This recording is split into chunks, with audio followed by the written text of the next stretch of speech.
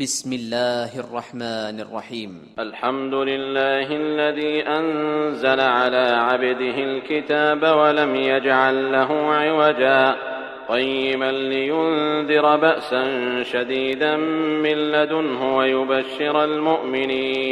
ويبشر المؤمنين الذين يعملون الصالحات أن لهم أجرا حسنا ماكثين فيه أبدا وينذر الذين قالوا اتخذ الله ولدا ما لهم به من علم ولا لآبائهم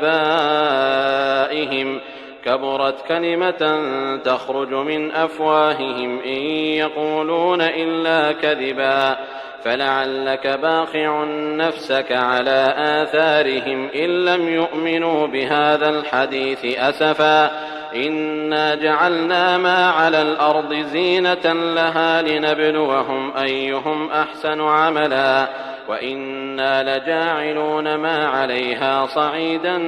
جرزا أم حسبت أن أصحاب الكهف والرقيم كانوا من آياتنا عجبا إذ أوى الفتية إلى الكهف فقالوا ربنا آتنا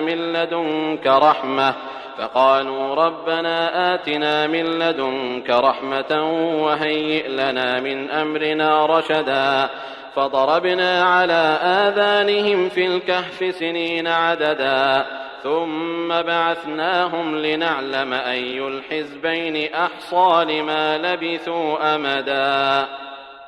نحن نقص عليك نبأهم بالحق إنهم فتية آمنوا بربهم وزدناهم هدى وربطنا على قلوبهم إذ قاموا فقالوا ربنا رب السماوات والأرض لن ندعو من دونه إلها لقد قلنا إذا شططا هؤلاء قومنا اتخذوا من دونه آلهة لولا يأتون عليهم بسلطان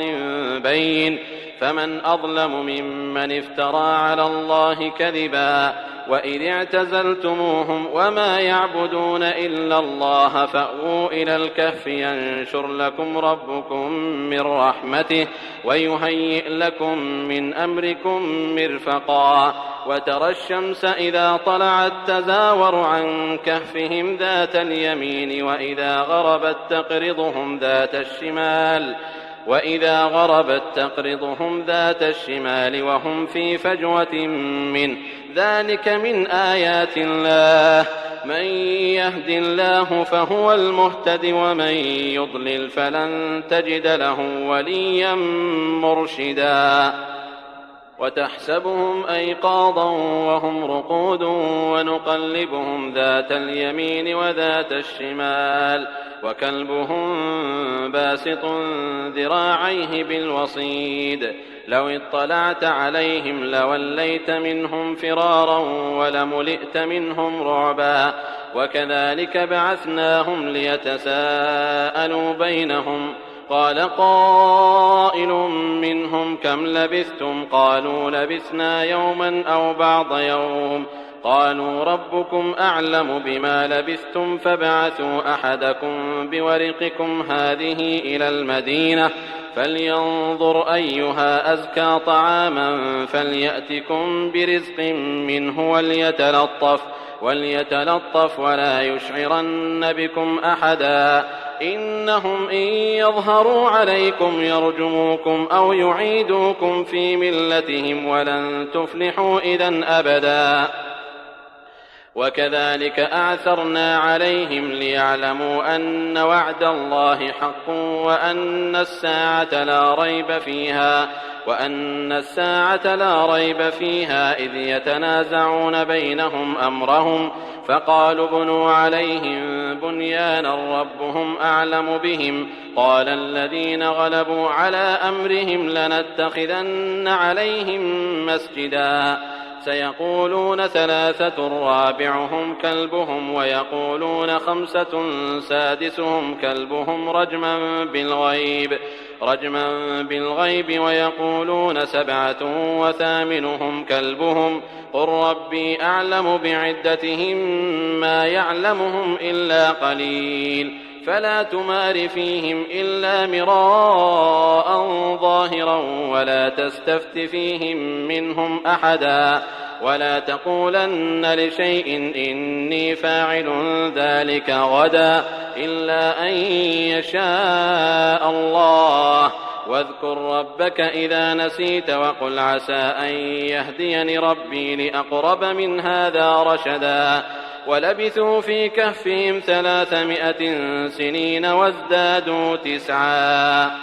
ولبثوا في كهفهم 300 سنين وازدادوا تسعا قل الله أعلم بما لبثوا له غيب السماوات والأرض أبصر به وأسمع ما لهم من دونه من ولي ولا يشرك في حكمه أحدا واتل ما أوحي إليك من كتاب ربك لا مبدل لكلماته ولن تجد من دونه ملتحدا واصبر نفسك مع الذين يدعون ربهم بالغداة والعشي يريدون وجهه ولا تعد عيناك عنهم تريد زينة الحياة الدنيا ولا تطع من أغفلنا قلبه عن ذكرنا واتبع هواه وكان أمره فرطا وقل الحق من ربكم فمن شاء فليؤمن ومن شاء فليكفر إنا أعتدنا للظالمين نارا أحاط بهم سرادقها وإن يستغيثوا يغاثوا بماء كالمهل يشوي الوجوه بئس الشراب وساءت مرتفقا إن الذين آمنوا وعملوا الصالحات إنا لا نضيع أجر من أحسن عملا أولئك لهم جنات عدن تجري من تحتهم الأنهار يحلون فيها من أساور من ذهب ويلبسون ثيابا خضرا من سندس واستبرق متكئين فيها على الأرائك نعم الثواب وحسنت مرتفقا واضرب لهم مثلا الرجلين جعلنا لأحدهما جنتين من أعناب وحففناهما بنخل وجعلنا بينهما زرعا كلتا الجنتين آتت أكلها ولم تظلم منه شيئا وفجرنا خلالهما نهرا وكان له ثمر فقال لصاحبه وهو يحاوره أنا أكثر منك مالا وأعز نفرا ودخل جنته وهو ظالم لنفسه قال ما أظن أن تبيد هذه أبدا وما أظن الساعة قائمة ولئن رددت إلى ربي لأجدن خيرا منها منقلبا قال له صاحبه وهو يحاوره أكفرت بالذي خلقك من تراب ثم من نطفة ثم سواك رجلا لكن هو الله ربي ولا أشرك بربي أحدا ولولا إذ دخلت جنتك قلت ما شاء الله لا قوة إلا بالله إن ترني أنا أقل منك مالا وولدا فعسى ربي أن يؤتيني خيرا من جنتك ويرسل عليها حسبانا من السماء فتصبح صعيدا زلقا أو يصبح ماؤها غورا فلن تستطيع له طلبا وأحيط بثمره فأصبح يقلب كفيه على ما أنفق فيها وهي خاوية على عروشها ويقول يا ليتني لم أشرك بربي أحدا ولم تكن له فئة ينصرونه من دون الله وما كان منتصرا هنالك الولاية لله الحق هو خير ثوابا وخير عقبا واضرب لهم مثل الحياة الدنيا كماء إن أنزلناه من السماء فاختلط به نبات الأرض فأصبح هشيما تذروه الرياح وكان الله على كل شيء مقتدرا. المال والبنون زينة الحياة الدنيا والباقيات الصالحات خير عند ربك ثوابا وخير أملا. ويوم نسير الجبال وترى الأرض بارزة وحشرناهم فلم نغادر منهم أحدا وعرضوا على ربك صفا لقد جئتمونا كما خلقناكم أول مرة بل زعمتم أن لن نجعل لكم موعدا. ووضع الكتاب فترى المجرمين مشفقين مما فيه ويقولون يا ويلتنا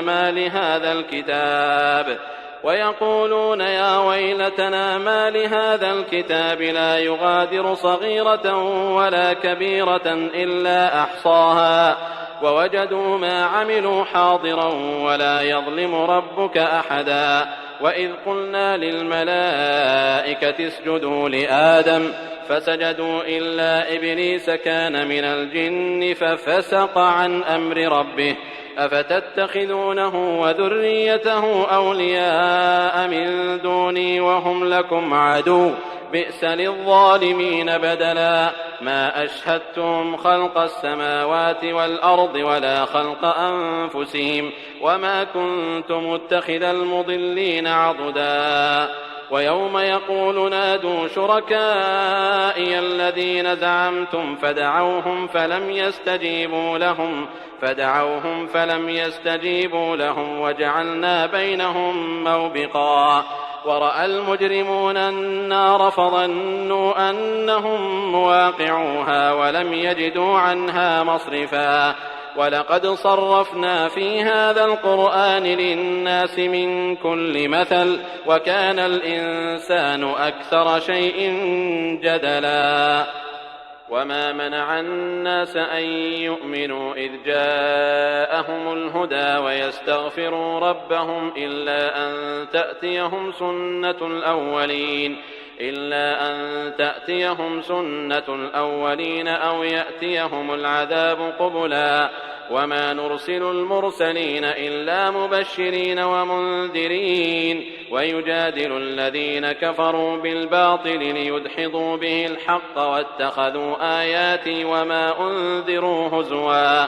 ومن أظلم ممن ذكر بآيات ربه فأعرض عنها ونسي ما قدمت يداه إنا جعلنا على قلوبهم أكنة أن يفقهوه وفي آذانهم وقرا وإن تدعهم إلى الهدى فلن يهتدوا إذن أبدا. وربك الغفور ذو الرحمة لو يؤاخذهم بما كسبوا لعجل لهم العذاب بل لهم موعد لن يجدوا من دونه موئلا. وتلك القرى أهلكناهم لما ظلموا وجعلنا لمهلكهم موعدا. وإذ قال موسى لفتاه لا أبرح حتى أبلغ مجمع البحرين أو أمضي حقبا فلما بلغا مجمع بينهما نسيا حوتهما فاتخذ سبيله في البحر سربا. فلما جاوزا قال لفتاه آتنا غداءنا لقد لقينا من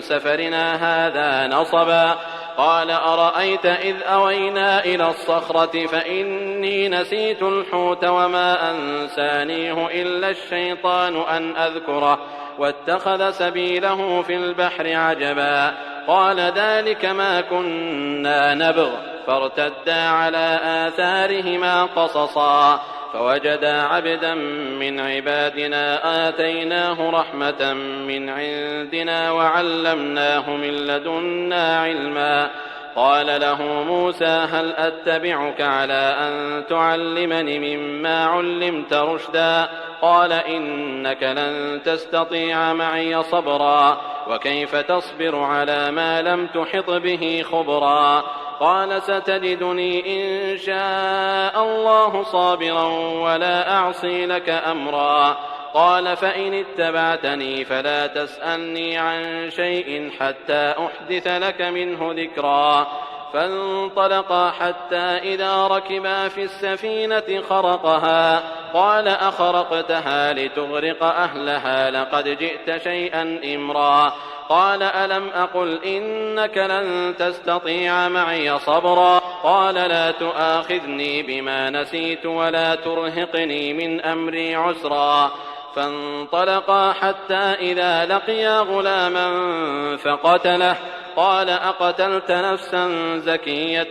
بغير نفس لقد جئت شيئا نكرا قال ألم أقل لك إنك لن تستطيع معي صبرا قال إن سألتك عن شيء بعدها فلا تصاحبني قد بلغت من لدني عذرا فانطلقا حتى إذا أتيا أهل قرية استطعما أهلها فأبوا أن يضيفوهما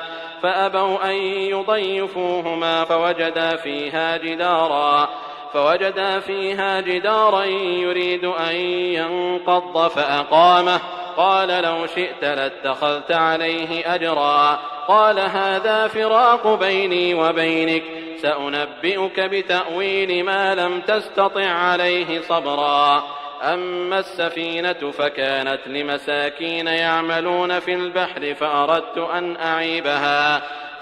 أن أعيبها وكان وراءهم ملك يأخذ كل سفينة غصبا وأما الغلام فكان أبواه مؤمنين فخشينا أن يرهقهما طغيانا وكفرا فأردنا أن يبدلهما ربهما خيرا منه زكاة وأقرب رحما وأما الجدار فكان لغلامين يتيمين في المدينة وكان تحته كنز